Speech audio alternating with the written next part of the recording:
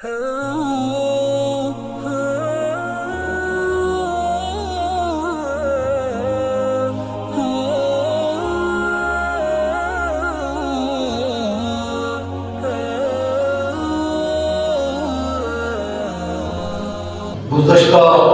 जुमे जो है हमारे बड़े अजीम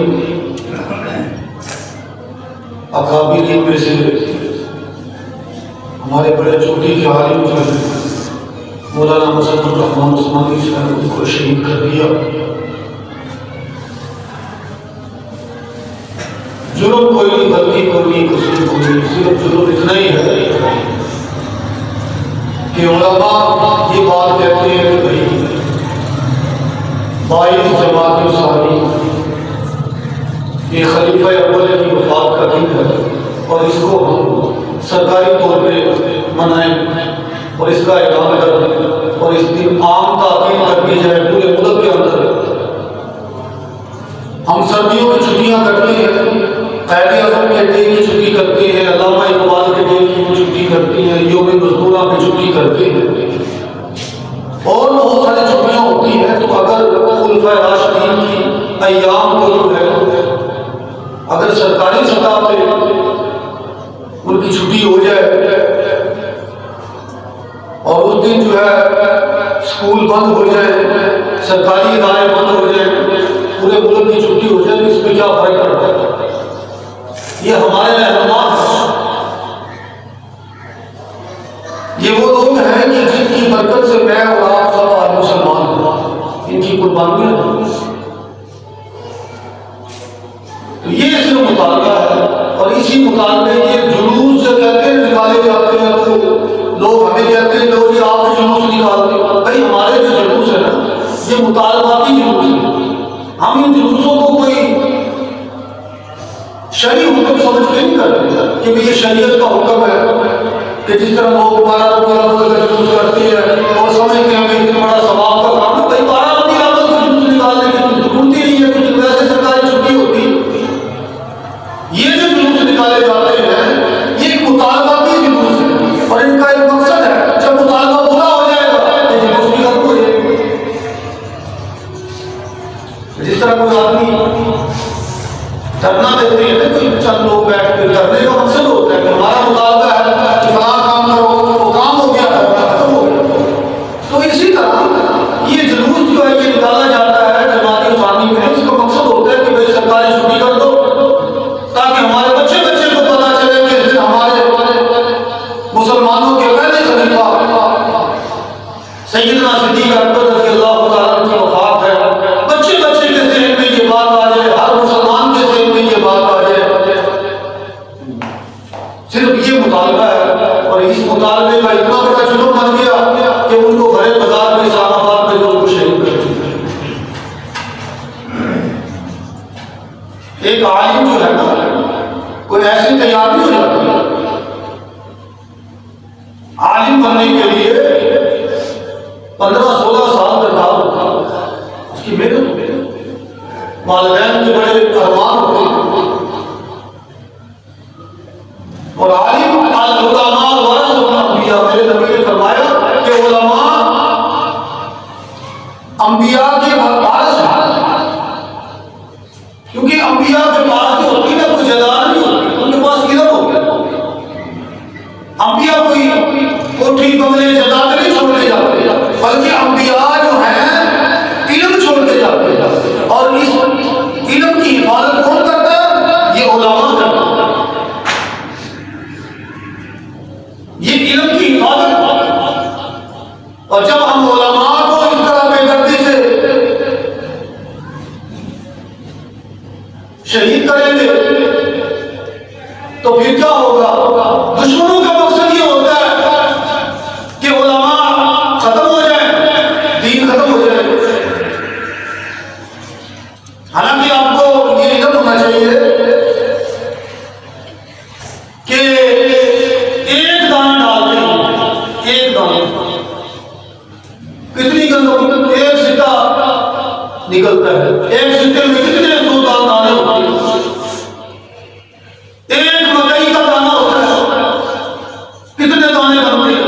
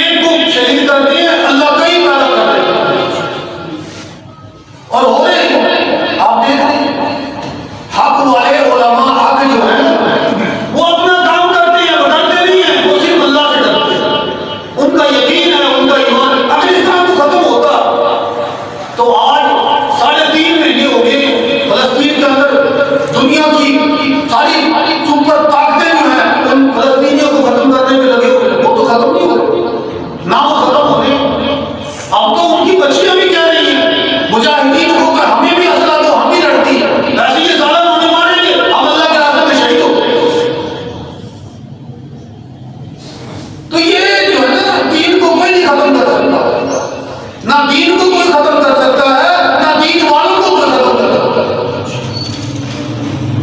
दुश्मनों ने, ये आज से नहीं है, ये 1400 साल से काम हो रहा है।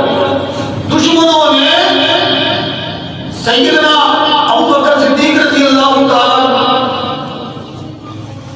और आप सल्लल्लाहु अलैहि वसल्लम को भी खत्म करने का नौजुबिल्लाह मंसूबा बनाया।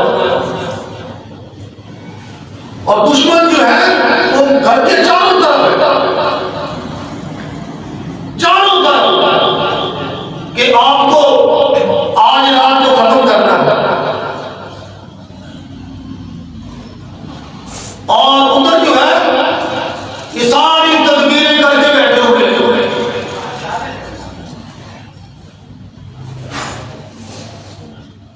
और अल्लाह ने भी तदबीर कर ली। और अल्लाह की तदबीर बेहतर तदबीर होती है। अल्लाह की तदबीर गालिब आती है। शद्दाद ने महल बनाया ना, बहुत बड़ा महल बनाया, सोने चांदी की ईंटें लगवा दी कि मैं जनाब अल्लाह से मुकाबला करूंगा। तो अल्लाह ने उसको अंदर भी नहीं जाने दिया, रास्ते में उसकी रोटी निकल गई। नमरूद ने भी बड़ी कोशिश की कि मैं अल्लाह से मुकाबला करूं, अपनी फौजें लेके आ गया। और अल्लाह ने अपने फरिश्तों को नहीं भेजा, जिन्नात को नहीं भेजा, अल्लाह ने मछलियों को भेज दिया, जाओ। वो मछलियों का मुकाबला नहीं कर सकते। तो जो अल्लाह की ताकत होती है ना, ये बड़ी वो मां तौफीक इल्ला बिल्लाह, अल्लाह जिसको तौफीक देते हैं ना वही नेकी करता है।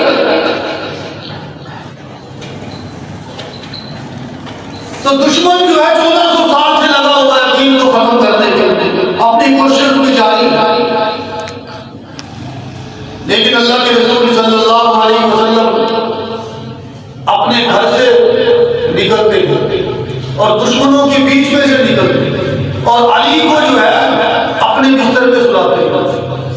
लोगों की अमानतें अली के हवाले करके चले गए कि ये अमानतें हैं, ये फलां का फलां की फलां चीज है, फलां की फलां है, ये तुमने सारी अपने पास रखनी है, लोगों की चीजें, और लोगों को दे देनी है। और खुद जो है सिद्दीक के दरवाजे पे जा रहे हैं। और सैयदना सिद्दीक अकबर रज़ी अल्लाह तआला आपको लेके गार में जा रहे हैं। और फिर क्या है, गार को साफ भी कर रहे हैं। और सारी रात आप अपने यारे गार के साथ आराम फरमा रहे हैं। और सिद्दीक जाग रहे हैं, अली सो रहे हैं। तो अगर कोई सवाल करे कि अली सो रहे हैं और सिद्दीक क्यों जाग रहे हैं, तो ये बात समझ में आ जाएगी, अली इसलिए सो रही है कि अली के पास लोगों की अमानतें हैं, और लोगों की अमानतें आगे पीछे हो जाए तो अली अदा कर देगा। लेकिन सिद्दीक के पास जो अमानत है वो अल्लाह की अमानत है। और सारी रात जाग रहे हैं, यहां तक कि सांप ने आपको डस लिया, हरकत नहीं हो रही। क्यों? कि मेरी हरकत से मेरे नबी को तकलीफ होगी, मेरे नबी नींद से बेदार होगी, और तकलीफ की वजह से आंखों से आंसू निकलते हैं और पैगंबर की रुखसार पे गिरते हैं, पैगंबर के चेहरे पे गिरते हैं। अल्लाह के रसूल आंख खोलते हैं और फरमाते हैं, अबू बकर क्या हुआ? या रसूलल्लाह, सांप ने काट लिया। आप अपना लुआब निकालते हैं और वहां पे लगा देते हैं जहां पे सांप ने काटा था। अल्लाह ने जहर को भी खत्म कर दिया और दर्द को भी खत्म कर दिया।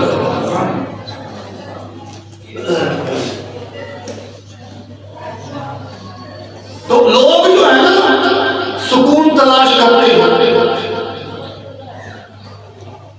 सुकून जो है हकीकत में मालो जर के अंदर नहीं है, कोठी बंगले के अंदर नहीं है, एयर कंडीशन के अंदर नहीं है, आला किस्म के लिबास में, खुराक में नहीं है। इन चीजों में सुकून है ही नहीं। अल्लाह ने सुकून जो रखा हुआ है ना वो अपने जिक्र में रखा हुआ है, अपनी इबादत में रखा हुआ है। दुनिया के अंदर बड़े बड़े लोग हैं जो सुकून के मतलाशी, इलेक्शन वाले इलेक्शन लड़ते हैं कि हमें माल मिलेगा और हम सुकून करेंगे, उनको सुकून नहीं मिलता, वो फिर भी बेसुकून ही है। अगर माल में सुकून होता तो अल्लाह अपने नेक बंदों को सबसे ज्यादा माल देता। क्या वजह है कि जनाब अबू जहल जो है वो बेचैन है और बिलाल जो है वो सुकून में है, अबू लहब जो है वो बेचैन है और हजरत अबू जर जो है वो सुकून में है।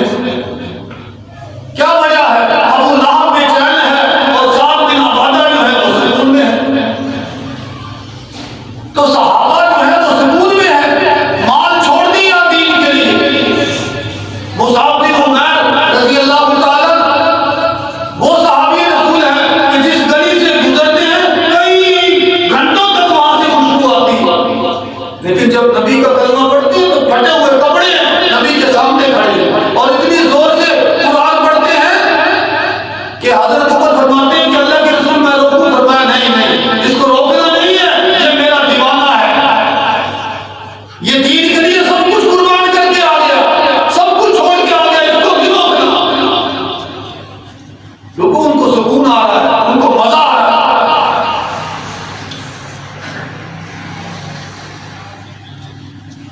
तो ये बात जो है ना, ये ज़हन में बिठाओ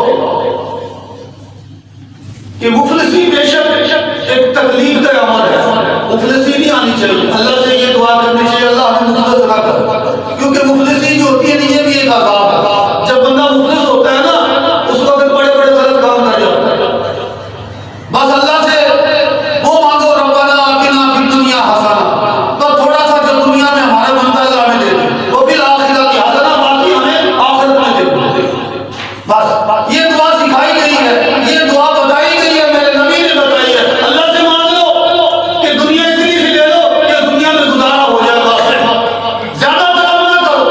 अल्लाह के नजदीक दुनिया की कदर जो है मच्छर के पर के बराबर की नहीं है, मच्छर के पर के बराबर। अगर अल्लाह के नजदीक दुनिया की कदर जो इतनी होती, अल्लाह अपने सारे नेक बंदों को दुनिया दे देता।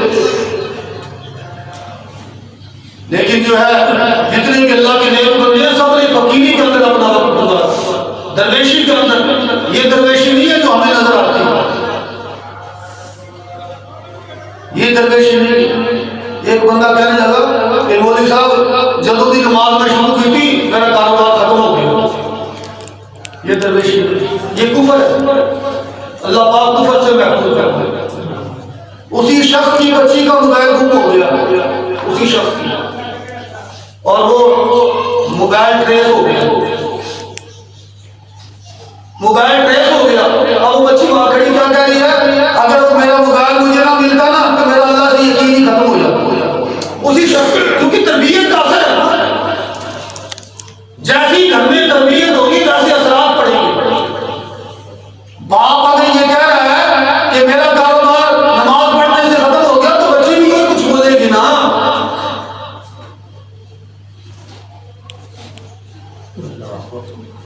तो आज जो है ना मुसलमान का ये ईमान बना, ये यकीन बना। तो सहाबा का जो यकीन था ना वो कैसा यकीन बना हुआ था।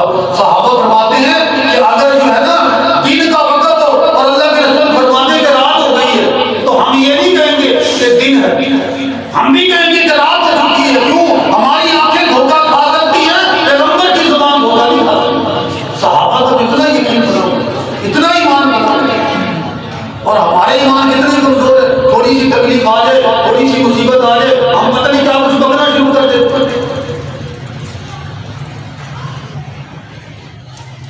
अल्लाह ने अय्यूब अलैहिस्सलाम को कितनी मुश्किलात के अंदर मुब्तला किया, याकूब अलैहिस्सलाम को कितनी मुश्किलात के अंदर मुब्तला किया, यूनुस अलैहिस्सलाम को कितनी मुश्किलात दी, ज़करिया अलैहिस्सलाम को कितनी परेशानियां आई, और खुद मेरे नबी जिनका हम कलमा पढ़ते हैं कितनी परेशानी आई है। बिलाल को आपके अंगारों को घसीटा गया।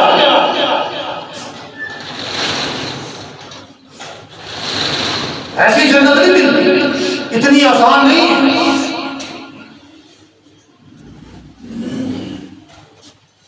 तो हमारे ऊपर तो कोई परेशानी कोई मुसीबत है ही नहीं। अल्लाह ने जो हमें नेमतें दी हुई, अल्लाह के रसूल के घर के तो कई महीने जो है वो चूल्हा नहीं जलता,